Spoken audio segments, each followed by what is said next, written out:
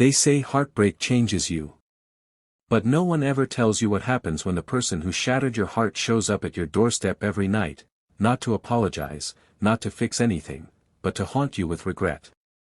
My name is Eric, I'm 29, and what I'm about to share still doesn't feel real.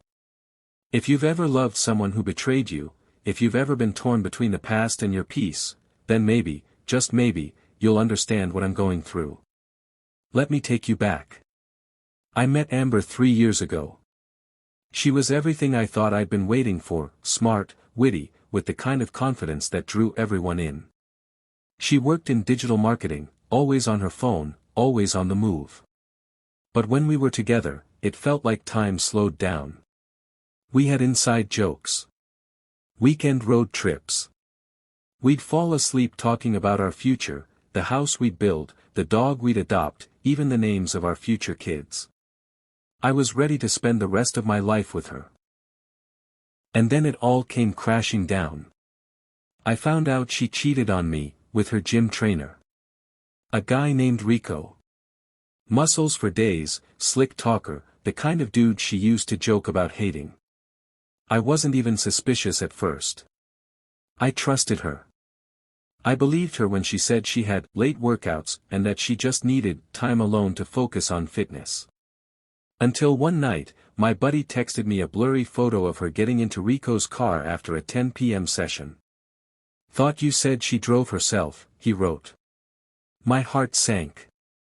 I confronted her the next day. She denied it at first. Said I was being paranoid. But then I found the messages, on her iPad, synced from her phone. "Last night was fire. You wore me out, babe." I stared at the screen, unable to breathe. My fingers were trembling. When I showed her, she didn't even fight it. She dropped to her knees, crying, screaming, saying, it meant nothing. I was weak. I was stupid. I didn't want to lose you. But she already had. I walked out that night. Packed a bag and left. The following months were the darkest I've ever lived through. I felt hollow. I barely ate. I couldn't sleep. I questioned everything. Was I not enough? Did I miss the signs? How could someone say they love you while giving themselves to someone else? But slowly, I started healing. I went to therapy. I leaned on friends. I unfollowed her, blocked her number, deleted our pictures. I told myself that the pain was temporary. That someday, I'd wake up and not think of her. And just when I started to believe it, she came back. 6 months after we broke up, she messaged me. New Instagram account. No profile picture. Just a message request. "Eric, I'm so sorry.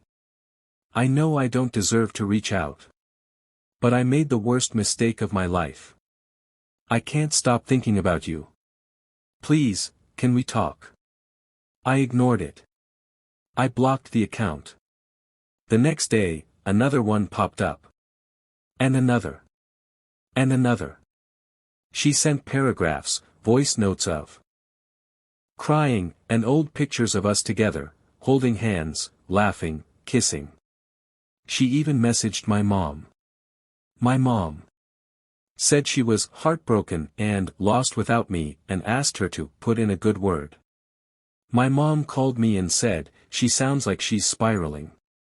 Yeah. No kidding. I blocked everything. Every account, every number, every email. But Amber wasn't done. Then came the nights. It started with a tap on my window. I live alone, ground floor. My bedroom window faces the street. It was midnight. I was gaming with headphones on when I heard it, tink, tink, tink. I peeked out, and there she was. Amber. In a hoodie. Standing motionless. My blood ran cold. I didn't open the window. I turned off the lights and waited. After a few minutes, she walked away. I thought maybe that was it. A final, pathetic attempt. But she came back the next night. And the next. Always at midnight. Always throwing small rocks at my window. It was no longer romantic. It was terrifying. She left roses on my porch. A scrapbook of our old photos. A letter that said, "I see you in my dreams. I wake up reaching for you and cry when I remember you're gone." I started documenting everything. Dates, times, photos. I kept a log. Just in case I needed it for the police.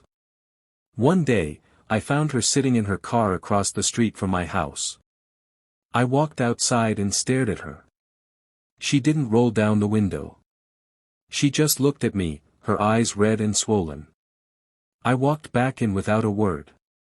2 days later, another note under my car wiper. "You used to kiss me goodnight. Now you won't even look at me." People think when you get cheated on, you either move on or take them back. But there's this third place, this quiet, dark space in between, where you're not angry anymore, just exhausted. Where you don't want revenge. You just want distance. But Amber wasn't giving me that. Then, she did something I never expected. She left a box on my doorstep. Inside was a hoodie of mine, my favorite. The one she used to steal when I stayed over. Beneath it was a handwritten note. Smudged ink. Tear stains. "I still sleep holding this hoodie like it's you. I would trade every good thing in my life just to undo the night I betrayed you. I see you everywhere. I hear your laugh when it's quiet. I'm sorry. I'm sorry. I'm sorry." And at the bottom, in tiny, shaking handwriting. "If I disappear, just know it was never about giving up. It was because I knew you were better off." I dropped the box. I stood there on my porch, knees weak, hands shaking. That night, I didn't sleep. I stayed up wondering. Is she okay? Is this just another manipulation? What if she actually hurts herself? I called her sister. Just to check. Her sister said, "We're trying to get her help. She's been unstable ever since you left. She still thinks you're her future." I said nothing. What could I say? I started filing a restraining order the next day. Not out of hate. But because I was scared. Not of her hurting me. But of how much she was already hurting herself, and still trying to drag me down with her. And yeah, a part of me still misses her. A part of me remembers the girl who danced with me in the rain. Who sang horribly off-key in the car. Who told me she wanted to grow old with me. But that version of Amber doesn't exist anymore. Or maybe, she never did. So here I am. Sitting on my bed. Staring at this old hoodie. Wondering how love turned into a horror story. And the part that really kills me? I have to mourn someone who's still alive. I have to grieve a future that felt real, one built on lies I didn't see coming. I have to carry the weight of a love I never got closure from, because she won't let go. No, I won't respond to her notes. No, I won't go back. Not even if she begs at my doorstep with tears and a ring. Because forgiveness doesn't mean reunion. And love. Real love doesn't leave you terrified behind a locked door.